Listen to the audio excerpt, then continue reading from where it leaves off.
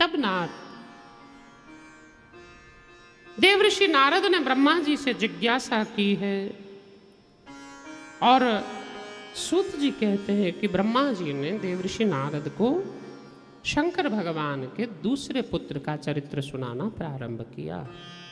कल्प भेदाद गणेशस्य जनि प्रोक्ता विधे परा शनि दृष्टम शिरच्छिन्नम संचितम गजमाननम। कल्प भेद से भगवान गणेश के जन्म की अनेक कथाएं हैं। एक कल्प की कथा में ब्रह्मा जी नारद जी से कहते हैं शनि दृष्टम शिरच्छिन्नम।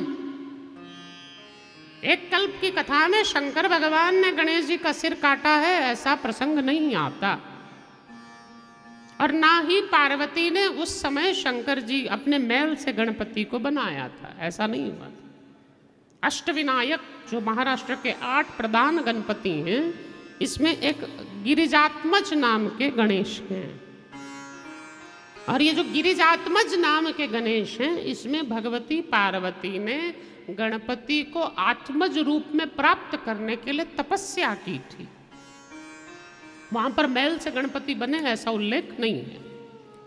गिरिजात्मज के रूप में जब गणेश जी आए तो भगवती पार्वती ने तपस्या की, क्योंकि पार्वती ने जब भगवान नारायण का स्वरूप देखा और नारायण इतने सुंदर हैं, तो पार्वती के मन में प्रलयकालीन बाल कृष्णलाल की छवि सामने आई।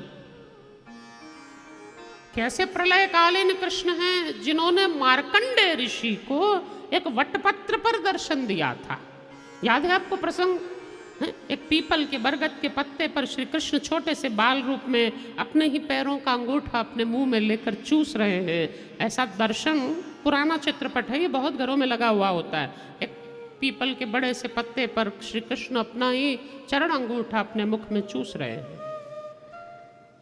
इसको गोविंद दामोदर स्तोत्र में वल्लभाचार्य जी ने बड़ा सुंदर तरह से उल्लेख किया है।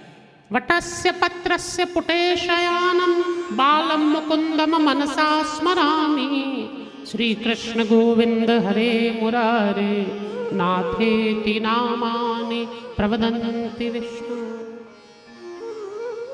तो वटस्य पत्रस्य पुटे शयानम, वटपत्र पर शयन करते हुए बाल कृष्णलाल का दर्शन भगवती पार्वती ने किया, जो दर्शन मार्कंडेय ऋषि ने जगन्नाथपुरी में मार्कंडेय सरोवर पर किया था। उस दर्शन का दिव्य अनुभव भगवती पार्वती को हुआ, तो सोचा काश ये मेरा बेटा होता और मैं इसको स्तनपान करा सकती। तब शंकर भगवान ने कहा था, देवी अगर इन्हें पुत्र रूप में प्राप्त करना है तो इनके मंत्र का जप करो। और पार्वती को स्वयं देवादिदेव महादेव ने श्री कृष्ण का 18 अक्षर मंत्र प्रदान किया था। और उस 18 अक्षर मंत्र को, गोपाल मंत्र को, भगवती पार्वती ने श्री कृष्ण को पुत्र रूप में प्राप्त करने के लिए जपा। और तब श्री कृष्ण ही साक्षात गणपति के रूप में पार्वती के पुत्र बनकर आए। अब पार्वती के पुत्र बनकर आए तो पार्वती बड़ी प्रसन्न हुई, उत्सव बनाया है। पार्वती ने समस्त देवता बधाई देने पार्वती को आए। और समस्त देवता जब आए तो शनि भी वहां पर आए थे। तो शनि जब वहां पर आए तो भगवती पार्वती ने कहा कि शनि, सब देवता आ रहे हैं, बालक को गोद में ले रहे हैं, तुम पास में क्यों नहीं आते हो? शनि ने कहा, नहीं माँ, मैं दूर ही ठीक हूँ। बोले क्यों? बोले मेरी नजर जिस पे पड़ती है उसका जीवन सत्यानाश हो जाता है, इसलिए मैं दूर ही अच्छा। पार्वती ने कहा ऐसा कुछ नहीं होगा, तुम आओ तो सही। शनि ने कहा नहीं, मैं नहीं आऊंगा, मेरा आना अच्छा नहीं। अरे तुम आओ तो सही। शनि ने कहा नहीं नहीं, एक बार मुझ में और लक्ष्मी में झगड़ा हुआ था। मैंने लक्ष्मी जी से कहा था मैं बड़ा हूं, क्योंकि मैं लोगों को राजा से रंक और रंक से राजा बना देता हूं। 7.5 आती है तो राजा भी बनाती है और भिखारी भी बनाती है, तो मैं राजा से रंक, रंक से राजा बनाता हूं। लक्ष्मी बोली मैं बड़ी। दोनों में झगड़ा हुआ। देवऋषि नारद ने कहा दोनों यहां से वहां तक चल कर दिखाओ। दोनों ने चल कर दिखाया। पर कौन बड़ा? हम दोनों में कौन बड़ा? तो नारद जी ने कहा दोनों ही बड़े। बोले कैसे दोनों बड़े? एक बड़ा हो सकता है? नहीं। बोले दोनों बड़े। नहीं। बोले एक ही बड़ा हो सकता है? बोले नहीं, दोनों ही बड़े हैं। बोले दोनों कैसे बड़े हो सकते हैं? बोले एक जाता हुआ अच्छा लगता है, एक आता हुआ अच्छा लगता है। तो बोले कैसे मतलब? तो बोले शनि तो हमेशा जाता हुआ अच्छा लगता है, लक्ष्मी हमेशा आती हुई अच्छी लगती है।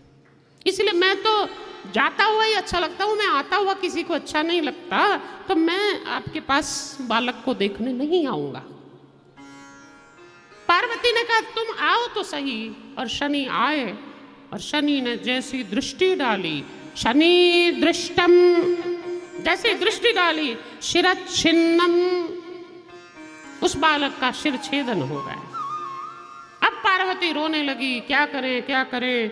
और तब नाथ वो कटे हुए सिर को ही अब परेशान होकर, व्याकुल होकर शनि ने कहा कि क्या करें। तो फिर यहाँ वहाँ ढूंढा और एक हाथी का सिर लाकर जोड़ा गया। इसलिए सिंचितम गज आननम, उस समय गजानन यानी गज का आनन, आनन यानी चेहरा, गज यानी हाथी, तो हाथी का चेहरा जोड़ा गया, इसीलिए इनका नाम गजानन पड़ा।